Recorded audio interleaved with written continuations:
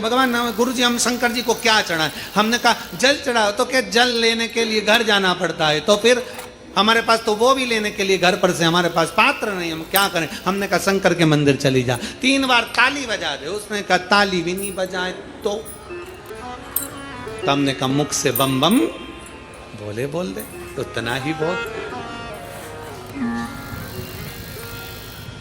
वो भी ना बने तो मुस्कुराकर शिव को निहार लो। मुस्कुराकर शंकर को निहार। अब हमारी आदत क्या हो गई? मार्केट में सीताफल बिक रहा है, मार्केट में गन्ना बिक रहा है, मार्केट में बहुत सारी पूजन की सामग्री बिक रही है। हमारे मन में आया, हमने किसी को खरीदते हुए देखा था सीताफल, मतलब लक्ष्मी जी को सीताफल भी चढ़ाना चाहिए। हमने उसको खरीदते हुए गन्ना देखा, मतलब गन्ना भी चढ़ाना चाहिए। लक्ष्मी जी को मैंने खरीदते हुए ये देखा, मतलब ये भी चढ़ाना चाहिए। लक्ष्मी जी को मैंने चढ़ाते हुए लोगों से सोने के सिक्के देखे, मतलब ये भी चढ़ाना चाहिए। मैंने लक्ष्मी जी को चढ़ाते हुए चांदी के सिक्के देखे, मतलब ये भी चढ़ाना चाहिए। मैंने लक्ष्मी जी को चढ़ाने के लिए ये देखा, वो भी चढ़ाना चाहिए। घर में सामर्थ्यता नहीं है और कर जा कर तुम सामान लेकर माता लक्ष्मी को चढ़ाओ, लक्ष्मी जी कभी प्रसन्न नहीं होगी। लक्ष्मी कहती है कि तेरे दिल से तू मुझे जैसा रिझा सकता है वैसे रिझाना। अगर तू केवल दीप लगा देगा ना, उतने में मैं भी खुश हो जाऊंगी और तेरा भंडार भर कर चली जाऊंगी।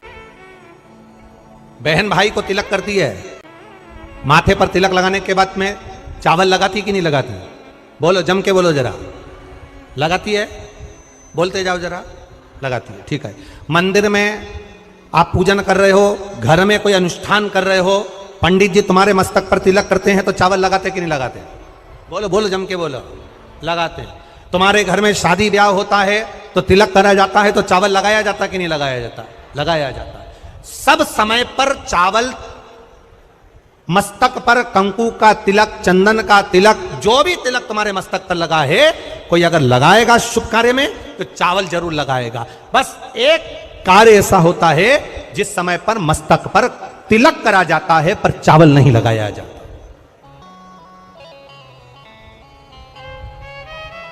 एक समय ऐसा होता है जिस समय तिलक करा जाता है पर चावल नहीं लगाया जाता। चावल का मतलब है अक्षय, मतलब बार बार भगवान ऐसा मौका लाए, बार बार भगवान ऐसी कृपा करे कि तुम ऐसा अनुष्ठान करते रहो, पुण्य करते रहो, सत्कर्म करते रहो, 16 सोमवार के व्रत करते रहो, चतुर्थी के व्रत करते रहो, तुम छठ की पूजन करते रहो, तीज का व्रत करते रहो, सोमवार का व्रत करते रहो। तुम्हारे घर में हमेशा ऐसे शुभ कार्य होते रहे। केवल अक्षय, अक्षत एक जगह पर नहीं लगाया जाता। कब नहीं लगाते अक्षत को? मस्तक पर तिलक करते समय अक्षत कब नहीं लगाया जाता? केवल एक समय पर। कब? जब घर में कोई शांत हो जाता है और शांत होने के बाद जब मस्तक पर पगड़ी का क्रम होता है, उस पगड़ी के क्रम पर तिलक तो लगाया जाता है पर चावल नहीं लगाया जाता। भगवान से प्रार्थना करते हैं ये बार बार मौका मत देना, जो हो गया उसको समाप्त, ऐसा मौका बार बार ना दीजिएगा।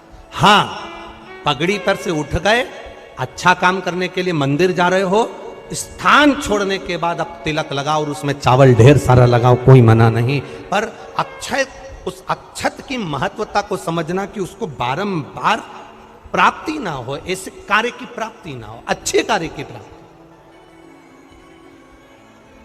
श्रेष्ठ कार्य की प्राप्ति, शुभ कार्य की प्राप्ति।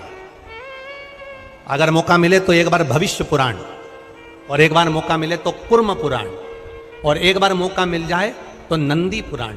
ये 3 पुराणों का स्मरण करना, इसमें आपको अक्षत की महत्वता प्राप्त हो। भविष्य पुराण, कुर्म पुराण और नंदी पुराण, इन 3 पुराणों में आपको अक्षत की महत्वता प्राप्त होगी कि चावल की महत्वता क्या है। एक चावल का दाना जब अशोक सुंदरी वाली जगह पर चढ़ाया जाता है, एक चावल का दाना अशोक सुंदरी वाली जगह पर चढ़ाया जाते ना हो, ये बेलपत्र जो होता है, इस बेलपत्र पर कभी कभी आपने देखा होगा कि कई लोग बीच वाले पत्ते पर चंदन लगा देते हैं। ये जो बीच का पत्ता होता है इस पर लोग चंदन लगा देते हैं। शिव महापुराण की कथा कहती है, अगर भूलवश भी, अनायास, आपके पास बेलपत्र भी नहीं है, शिव जी का चढ़ा हुआ बेलपत्र भी अगर आपने उठा लिया और उठाकर उस बीच वाले पत्ते पर एक चावल का दाना रखकर भी आप भगवान भोलेनाथ को समर्पित कर रहे हो, तो ये समझ लेना कि तुमने महीना, 2 महीना, 4 महीना, 6 महीना, 8 महीने में, हम तो हमेशा कहते आए हैं, आज फिर कर रहे हैं, 1 महीना पूरा हो जाए जल चढ़ाते, 2 महीना पूरा हो जाए जल चढ़ाते, 3 महीना पूरा हो जाए, 4 महीने पूरे हो गए, 6 महीने पूरे हो गए, या आपका साल भर पूरा हो गया, प्रयास करा करो एक बीच वाले पत्ते पर एक चावल का दाना रखकर शिव जी को समर्पित करना। क्यों? जो तुमने पूर्व में जल चढ़ाया है वो चावल का दाना अक्षय, उसको अक्षत माना जाता है, अक्षय माना जाता है। मतलब तुमने अभी तक जो जल समर्पित करा है वो कभी समाप्त तो नहीं हो सकता, उसका पुण्य तुम्हारे खाते में चले गया, अब तुम उसको किसी को भी प्रदान कर सकते। पति पत्नी में आपस में झगड़ा हो रहा हो, बहुत क्लेश रहता हो, बहुत ज्यादा, दोनों एक दूसरे का मुंह देखना पसंद ना करते, दोनों एक दूसरे के सामने ना आए, इतना क्रोध जिस पति पत्नी के आपस में रहता हो, अगर पत्नी एक सिंदूरा अगर शंकर जी के मंदिर से पार्वती जी को टच कर कर, पार्वती जी का स्पर्श कराकर सिंदूर उसमें भरकर उस सिंदूरे को अगर अपनी अलमारी में रख लेती है, जहां तैयार होती है उस अलमारी में रख ले, और भले वो मांग में लगा रही कि ना लगा रही,